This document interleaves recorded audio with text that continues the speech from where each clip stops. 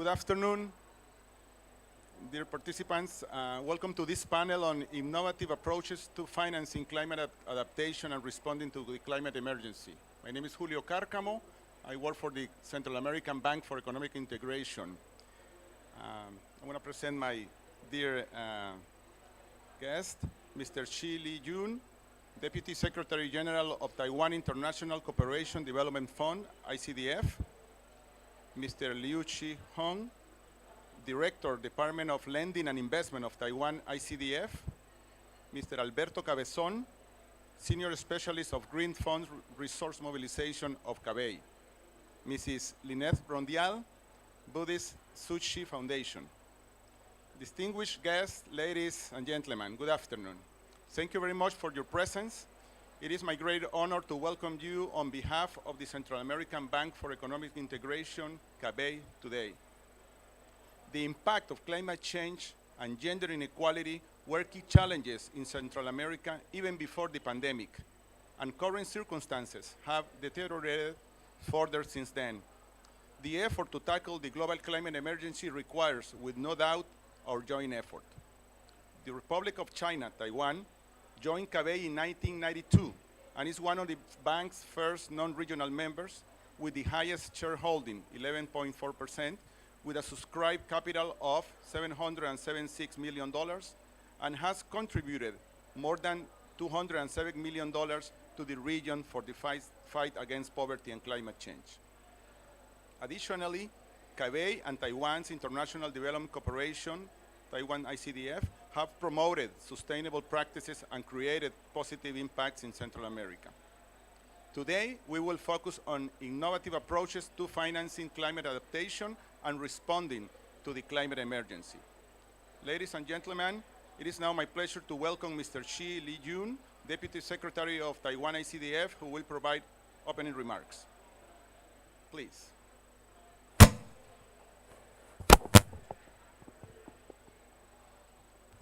Thank you, Mr. Moderator. Mr. Julio Cárcamo, distinguished guests, ladies and gentlemen, good afternoon. On behalf of International Cooperation and Development Fund, it is a pleasure for me to address today's event. Firstly, I would like to express my gratitude to CABEI for co-organizing this event with the Taiwan ICDF to discuss how to respond to the climate emergency with innovation approaches. This is the second year in a row that the Taiwan ICDF is co-organizing a side event with CABEI at the COP Climate Change Conference to explore key climate-related issues facing the global community.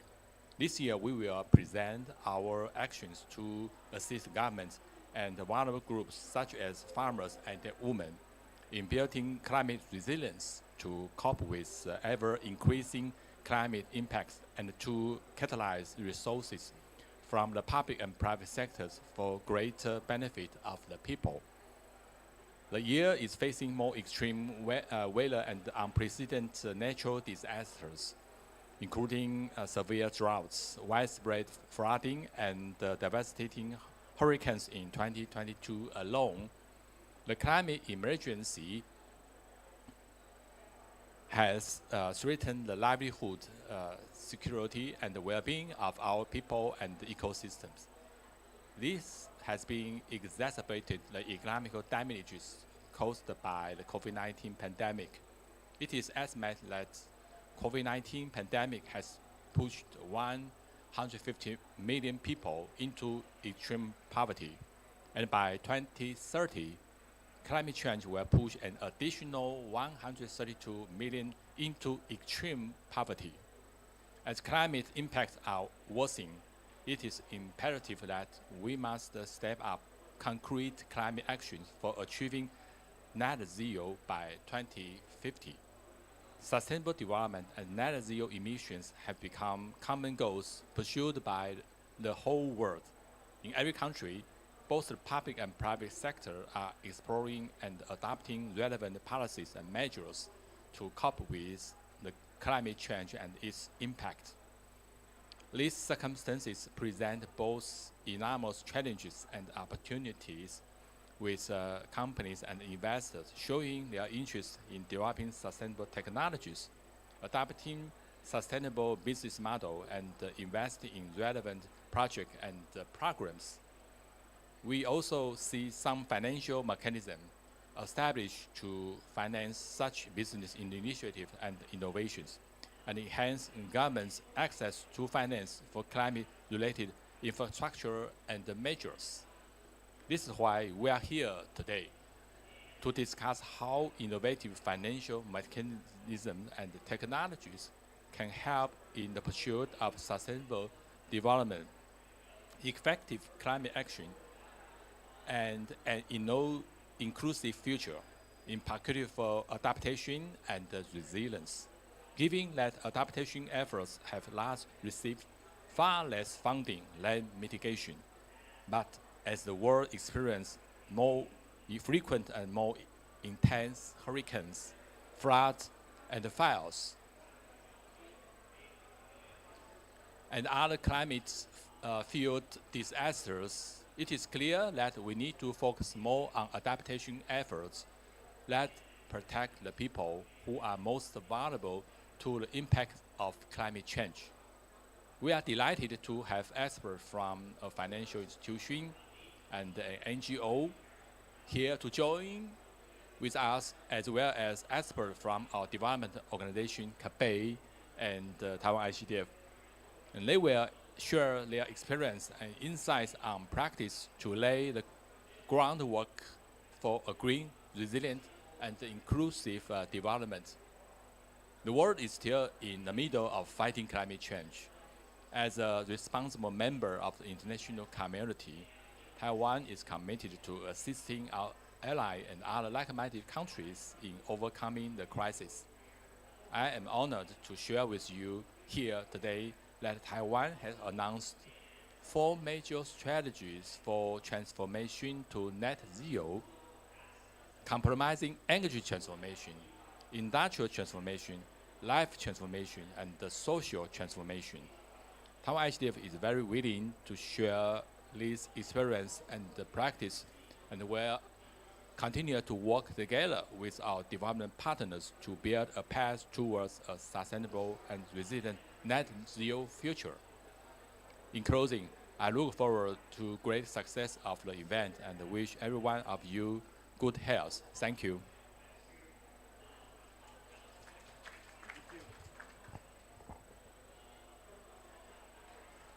Thank you very much, Mr. Chi. The current climate emergency requires coordinated and effective actions from financial institutions. Now we will hear from Mr. Liu about innovative approaches and best practices in financial and technical assistance for climate change resilience and adaptation. Welcome, Mr. Liu.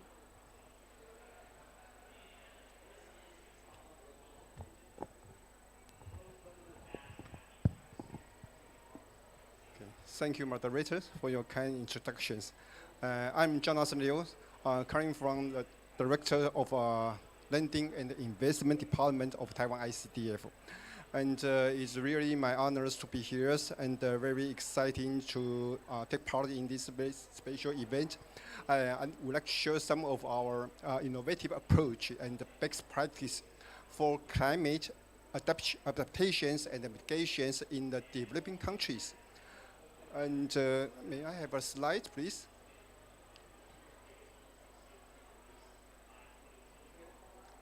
Slide. Yes, next one. Next one, please. This is my presentation outlines today. In fact, I don't want to talk more about a theoretical points in this presentation, but I will give you some of our lesson learned. How we do the efforts in the developed country, especially for the climate actions, and just echo to the these slogans of the COP27, together for implementations. Next, please. Before our slides, I will just give you briefly introductions of our institution, the Taiwan ICDF.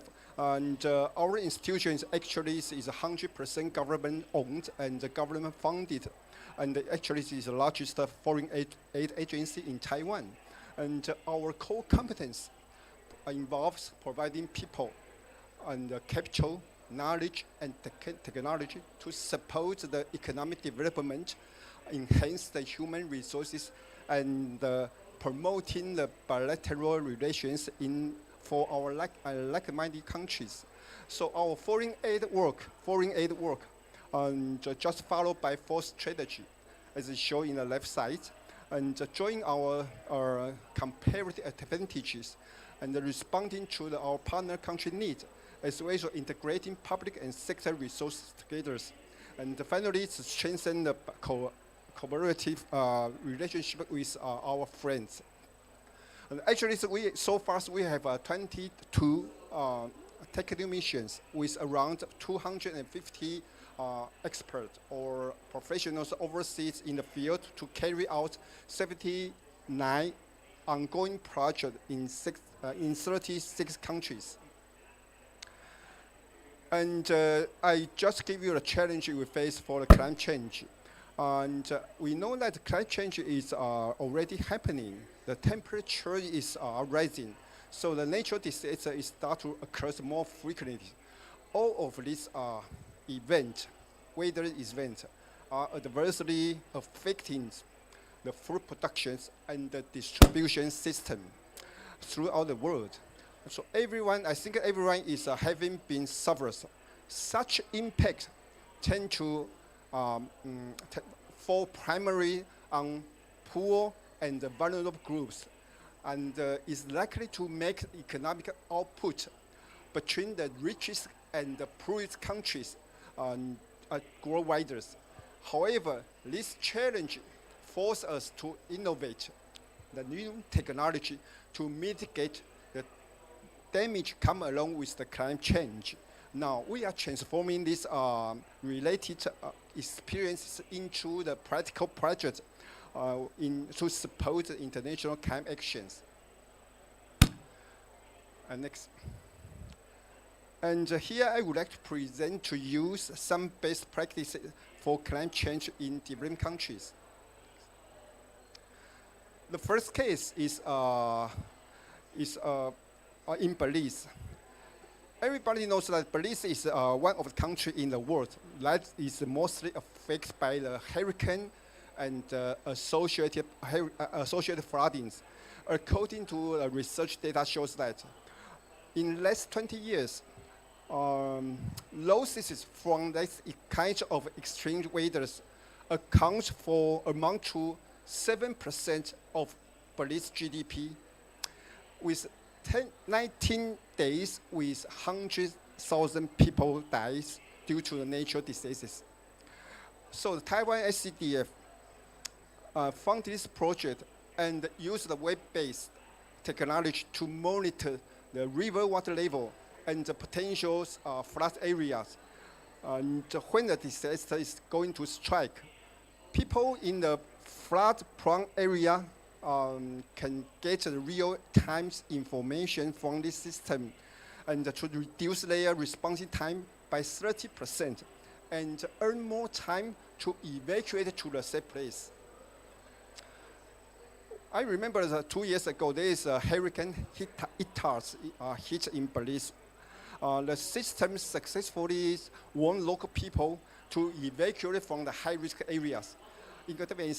According to a post-disaster report shows that this flood affects about 60,000 people, roughly 15% of total population in Belize. But it is despite the large of numbers of people affected. And I'm sure that the report shows that there is no one get lost of their life. And the point makes this project special is like we educate the local people with the concept of community-based risk mitigation to enhance. We are trying to enhance their disaster awareness.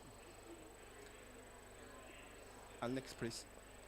And this case is in Honduras. And I would like to present to you how we combat the greenhouse gas emissions through the forest management.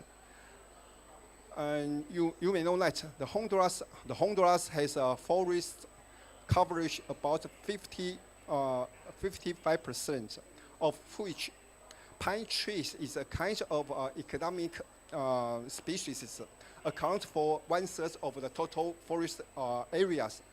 Due to the climate change in recent years, more than 22 of pine trees was infected by bark beetles. It's a kind of pest harmful to the trees that cause tremendous economic loss. And everybody knows that forestation is a key or critical element for international community to pursue the net zero emissions. And to avoid this situation getting worse, we use the Earth observation technology to monitor and to reduce the pest response times by 80%, and monitor the outbreak pathway. In addition, these technologies also allowed the forest authority in Honduras to detect the illegal logging and deforestation activity as well. The key to control the pest is about 3 questions. Where the pests happen, and when will they expand, and how do they move? To answer this question, Taiwan ICDF co-work with local authorities to collect 17 types of geospatial data to generate a risk map. The authority can develop more effective pest management measures or plans based on the map to keep the forest more healthy. And the next one. This case is the efforts we have in the small island states in Asia Pacific. The Marshall Islands, like other small island states, is constrained by limited natural resources, and must import fossil fuel from overseas to support its domestic demand. These islands always been suffer from the fluctuated international oil price and environmental stress all the times. Even though the Marshall Islands government has set ambitious target of reaching net zero emission by 2050 to slow down the global warming. Among these, electricity sectors has been identified as key sectors to achieve this goal. This is the reason why we come to assist the government to transform from the fossil-based energy to renewable ones. And in this project, we took a customer-driven approach during the project implementations. Any household who would like to replace their energy-consuming home appliance to energy-saving ones, or they would like to install a home solar PV system, they are able to apply a green loans from local banks at a very, very concessional terms. By doing so, we hope these beautiful islands would reduce its reliance on imported fossil fuels, and we estimate that this reduction of green gas emission will reach about 1,000 tons CO2 per year. Next. This is a PV mini grid systems for lightning in remote area, and Myanmar has a very limited power grid coverage. Only about 30% of villages have electricity, so that electricity penetration is pretty low. In this regard, Taiwan ICDF grants 3 solar PV systems for 5 villages, offering 600 households with stable electricity. And for lightning in Myanmar, very remote areas, which I think this case will create more positive impacts on life change in social, economic, education, and health. Let me introduce this unique feature of these caption programs. First, a centralized power station was designed on and off-grid systems. It's easier for villagers to maintain and operate. Second one is a community-based committee was organized to deal with electricity pricing and some kinds of on-the-job training for maintenance. And the last one, we develop a kind of a revolving fund schemes to ensure the solar power system and to make sure this whole system can be financially sustainable. Next one. And firstly, this is a case in Romania. And the Green Economy Finance Facility, I say initiated by the EBRD. This facility is integrated package that's including the investment, financing, grant, and the TA instrument for green projects in Central Asia and Central Europe. The funding will be used for the lending to the financial institutions for scaling up the private sector engagement for energy efficiency projects in target countries. And this Romania case is a flagship green investment under the framework of CABEI. Most residential buildings in Romania is generally old with low installation to be the main reason of high energy consumptions within the countries. The Taiwan SCDF and the EBRD co-funding to the local financial institutions for lending to the producer service provider in the supply chain of green technology, as well as house owners to invest the energy efficiency facility. And this case has successfully demonstrated to the financial institutions the market potential for green financing, and also we also demonstrate to the private sectors the potential opportunity for green investment on the residential sectors. Next, the conclusions. And as we face the more and more frequent disasters and cause lots of the economic losses, and we got to pay more attention how to deepen the climate resilience activities in the developed countries. Here, I would like to highlight several points as my conclusion. Firstly, I think a policy dialogue for climate mitigations must be made on government levels, and action plans for climate adaptations must be put in practice on institutional levels to ensure that the public and the private sectors are in the same pathways toward the net zero emissions. Secondly, I think the investment on the innovation and the technology is very much worth it. So the enterprise has to better to adjust their business model to climate resilient operations. And also, individual has to better to change their lifestyle towards a low carbon. And last but not least, as a matter of fact, it takes large capital to invest international actions, climate actions. It is impossible for every single institution to invest. So, blended finance could be a good opportunity to attract more resources from MDB, foreign aid agencies, private sectors to enlarge the funding effects on climate investments. I'm ending my presentation here. Thank you for your listening. Thank you.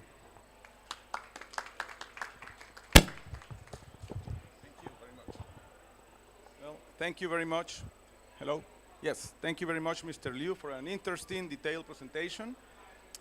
The Central American Bank for Economic Integration, CABEI, has recently approved the Climate Change Investment Project Readiness Fund, FCC in Spanish, as a tool to help countries prepare climate change initiatives. I welcome Mr. Alberto Cabezón, who will tell us more about the FCC.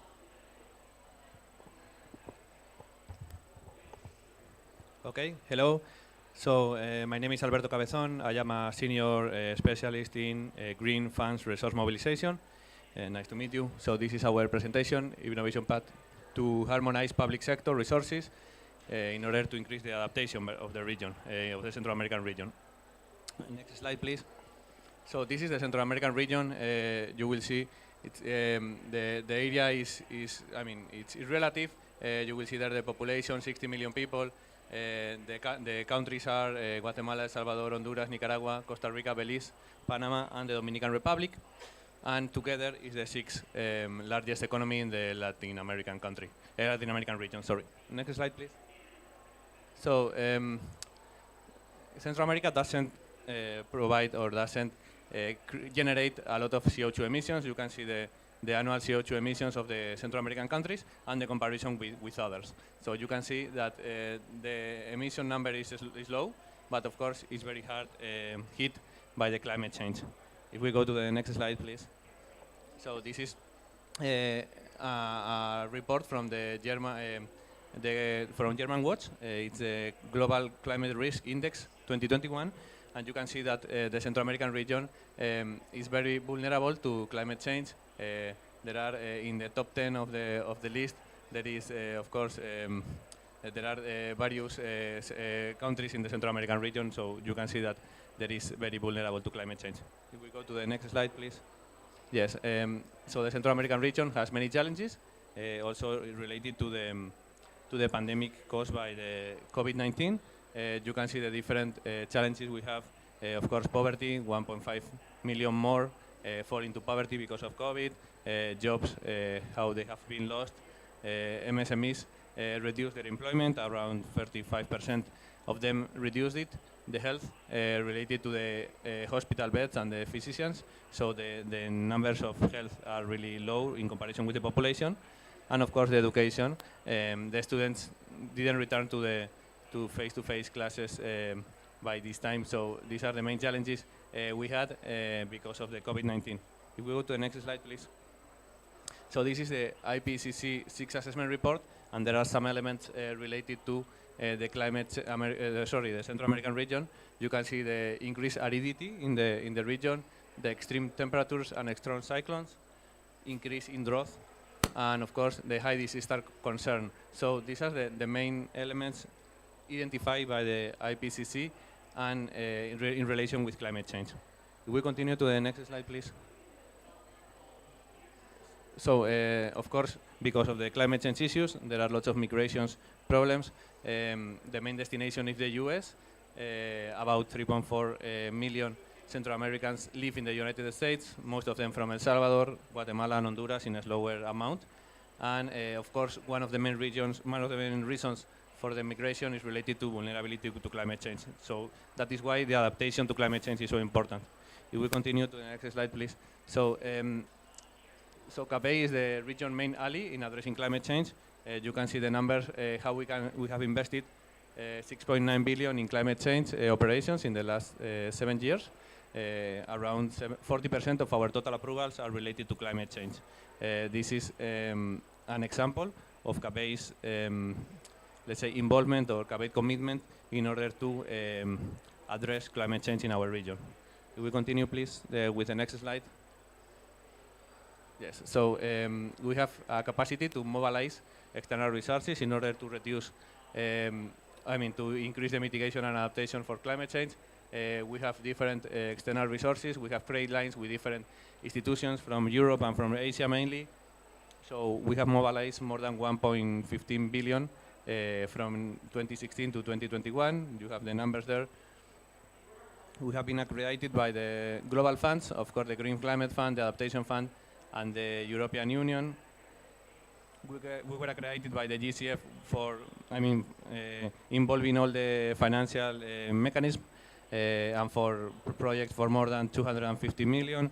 We have been approved 4 operations for a total amount of 525 million, including Cambio 2, that is a regional program, Bioclima, that is in Nicaragua, electric passenger train project for Costa Rica, and the Central American Rail Corridor, that is another related, regional program. We have also been approved some studies and technical assistant for two readiness programs and the PPF operations related to the Green Climate Fund. And also we make ESG bonds emissions. In the last 2 years, we have issued 10 ESGs for a total amount of 1.9 billion. So that's also an example of our commitment to address climate change. If we go to the next slide, please. So this is how we have been approved different projects by the GCF. These 4 programs for about 525 million. Most of them are loans, around 360, but also grants in around more than 134 million.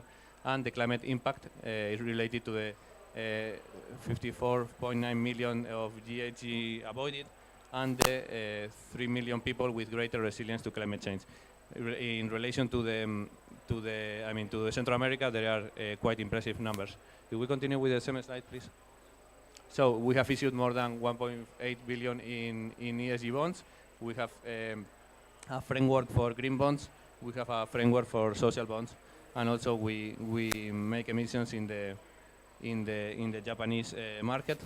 So that's the total amount of nearly 1.9 billion dollars in ESG emissions. We continue with the next slide, please. Oops, it doesn't look very well, but this is our Central American Resilient Reconstruction Program. We provide this support to our countries for an amount of 2.5 billion, and it includes different components. We will see that in the next slide, but it's a full program, including technical assistance, including funding, including capacity building in order to increase the resilience to adaptation. So next slide, please. Okay, so this is the components of this 2.5 billion program regarding the increase in the resilience of climate change. As you will see, emergency assistance, technical assistance for investment project preparation fund. This is the one I will speak about because it's a fund in order to finance preparation of projects. The public investment program, the private investment program, green ESG and thematic bonds, and finally development and knowledge. So this is the full package, the different components we have for this resilient program. Next slide, please. Okay, so this is the climate change investment project preparation fund, as I was explaining. The objective is to provide non-reimbursable technical assistance for preparation and for management of climate change adaptation projects. We have resources, of course, from CABEI, but also from the European Union, from the Spanish cooperation, and from our German partners of CABEI. So the total availability of non-reimbursable funds for preparation of adaptation projects is of about 17.5 million US dollars. Next slide, please. So these are the different actions that the fund may finance. Of course, analysis of risk mitigation activities, technical preparation for projects, so preparing the projects for funding of the GCF, of the Adaptation Fund and others, climate risk assessment and studies, identification of environmental indicators. So there are many different actions we can finance with this technical assistant that help us to make the projects ready for obtaining financing from the different global funds. Next slide, please. So that's it.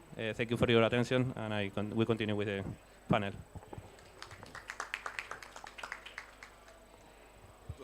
Thank you, Alberto. Thank you very much for explaining the Central American vulnerability situation, CABEI's role to improve resilience in the region, and the specifics about the Climate Change Readiness Fund. Now we have the opportunity to hear a young lady that will be sharing Philippines and Africa experiences about local engagement and youth participation and how we can invest in their talents for a more sustainable future in a climate change scenario.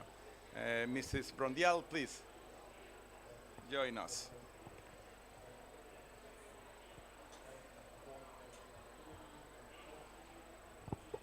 And it's Miss, still Miss, but yeah. So I may seem out of place in following these two gentlemen before me speaking on climate finance, but I am going to share a different perspective on investment in towards climate resilience. So, yeah, looking at the footprints of Chuchi Foundation, I come from Buddhist Chuchi Foundation, of a young volunteer from the Philippines. And looking at the footprints of our organization, one thing that I find outstanding is the level of engagement of our organization in the communities. So I believe this engagement results in empowerment, and empowerment results in leadership. So especially for the youth among us, we seek opportunities where we can learn, where we can get involved, and we can take lead roles in nature-based solutions. So we've seen this take place in countries where climate resiliency is sought, and where loss and damages were felt. So in the Philippines, where I come from, we've seen several disasters come and go, causing significant loss and damages in our resources. So relief and recovery for this program, as we all know, are not one-size-fits-all kind of approach, and are not carried out in single post-disaster distributions. And in this program, it is important to note how the organization engaged the affected communities to be part of their own recovery. So if you can see in the next slide, we've been doing a lot of local engagement, and also we treat our fellow Filipinos, the participants to the relief distributions, not as victims, but as family. So our programs mainly focuses on participation, engagement, and also acting based on the values of love and compassion. So a few days ago, on November 8th, we look back to Typhoon Haiyan. If you can see the next slide, that's November 8, 2013. 8 years ago, we look back to Typhoon Haiyan as one of the worst disasters that hit the Philippines. So many houses were lost, lives were lost, and livelihoods were gone. So this results to a whole economy being disrupted. This is the impact of climate change in front of us. And Chuchi, of course, as well as other organizations, rolled out relief distributions. But most important in these programs are the local involvement of the people, the community. And the people made their own houses, as we can see in the next slide. They made their own houses out of the resources that Chuchi Foundation has provided. The youth were mobilized to grow vegetables in available lots. The families were supported in their livelihoods by teaching them new skills. And of course, we have a growing number of young volunteers who are now capable of delivering relief to their fellow men. So showing you here a group of youth delivering vegetables they planted by themselves. Our youth have been actively promoting, in the next slide, yeah, we are actively promoting and raising awareness on environmental protection and plant-based eating. Yeah, by doing our own programs on vegetable farming. Yeah, so let's talk about Africa. So year 1995 was a remarkable beginning of sowing the seeds of love. The first projects were sewing classes. We can see in the next slide. Yeah, so vocational training and vegetarian farms. What more is the participation here? Participants here were the Zulu women. We can only imagine how these little efforts to invite Zulu women to take up the skills training have now translated into volunteers, thousands of them, African volunteers who are now helping us in carrying out the missions.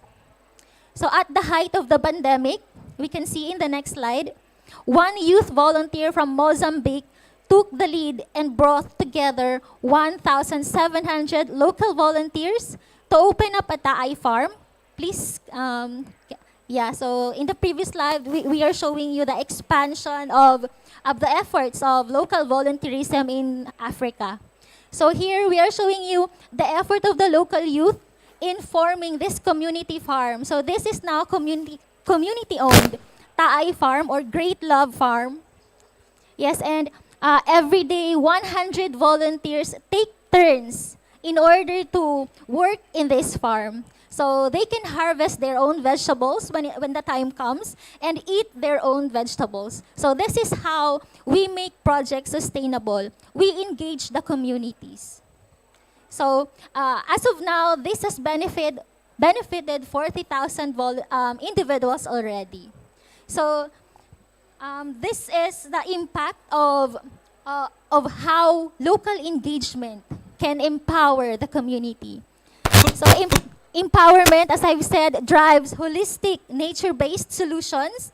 And of course, when young men and women are supported in developing their ideas and social initiatives, we can see them playing an active role in promoting goodness in society. So we can see the next slide, please. Thank you very much. So usually, finance is something that people try to avoid, right? So this is abstract for many of us, but there are many ways where we can treat climate financing in a different perspective, wherein young people can also get involved. And it may be a challenge to end poverty within the next 20 or 30 years. But if people receive an education generation after generation, we are already building the foundation for a much better future. So in terms of investment, I would like to raise the importance of investing in our youth, investing in the core values. Even adults, we have to go back to our core values, the ones that guide us, so that we could create projects that really benefit the communities. So we would also love to have a platform just like this, where we can also receive the wisdom from the adults that came before us. So we can also adopt the best practices, and together we can create sustainable future. Thank you.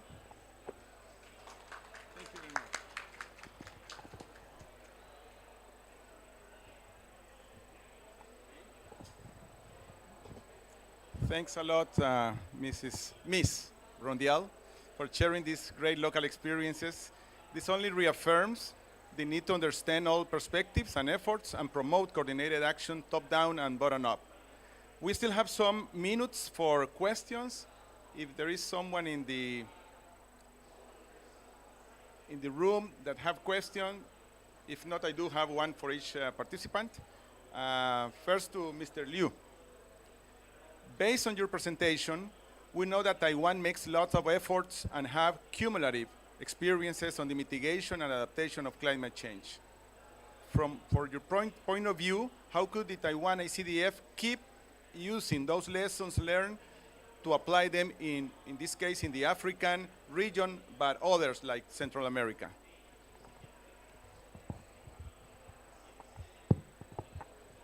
Okay, thank you for your questions. And regarding to your questions, I think the first, the effectiveness of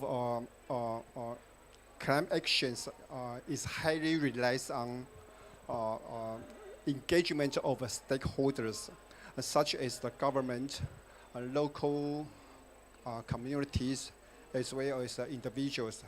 And I'm sure that everyone's or everybody is looking for their own maximum benefit, especially in the climate transition period. And it takes time to coordinate with each other. And I think in case everyone's or every groups have reached a consensus on these climate issues, I think I easily forget half works and double results.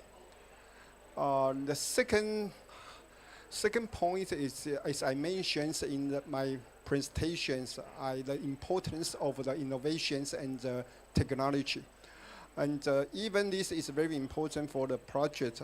However, so we think, from my personal point of view, and the project lesson learned, we think the priority for the project implementation, we have to put much more efforts on how to raise the awareness of climate issues for local people. And especially for, we have to respect the local culture and the local technologies to insert our project design and hope to maximize the diversified benefit for the whole countries. And lastly, I think for the Taiwan ICDF, as I mentioned, introductions of our institution, we are foreign aid agency here, and of course based in Taiwan, but we are open our mind to partnership with any institution or any MDB in the world, especially in Africa. And actually, we don't have a climate resilient program here in Africa. And in Central America, I mean that it's a unrepairable based project. And we have a lot of projects with CABEI in terms of infrastructures. But I think we do have experience in this field with EBRD, as I mentioned for my slides. We have several kinds of special fund, and this vehicle is very successful and viable and sustainable vehicles to put every kind of resources together on the climate action plans. So maybe one day we can looking for more trustable multilateral development in Africa or in Central America, especially for CABEI. We can follow these kinds of vehicles to work together to have a contribution on this kind of resilient programs in Central America and Africa. Thank you for the question. Thank you. Thank you for your response. Mr. Cabezon, given that CABEI is the region's main partner in mobilizing resources, and Taiwan is the largest shareholder of the bank, how will CABEI and Taiwan ICDF cooperate jointly in the Climate Change Fund for the better adaptation in Central American region in the future? How they could work together in the future? Okay. Thank you for your question, Mr. Carcamo. So yes, I mean, at CABEI we have a very long relationship with Taiwan ICDF. We have they have been supporting our projects related to coffee, related to medium and small enterprises, and different kind of infrastructure. So I mean, we have a long relationship with them, and for us, it will be also so important to continue collaborating. We have this climate resilient program I was explaining before of around 70.5 million now, that is for preparing projects in order to increase the adaptation of the Central American region and for the most vulnerable ones. So I think that will be a great opportunity to continue collaborating with Taiwan ICDF. Yeah, thank you for your question. Thank you very much. There is no doubt there is a window of opportunities to keep working together. There is so much needs, and we have to act together and be as efficient as possible. Ms. Brondial, what do you think will be a message to give to the youth of the world who want to be involved in this platform and area of work like yourself? Thank you for the question. So I believe I will remain committed to what I spoke earlier. So we need local engagement. We need to participate more and join collaborations. So it is also important to be part of dialogues because it will be something that we can need to equip ourselves with the knowledge and also adapt the practices of enhance the practices that were already done in the past. So it is really important to be part of the solution. So it's not really something. We cannot always complain for the things that are happening around us. So for the youth that are like myself, we need involvement, we need collaboration, and we need to be part of the dialogues.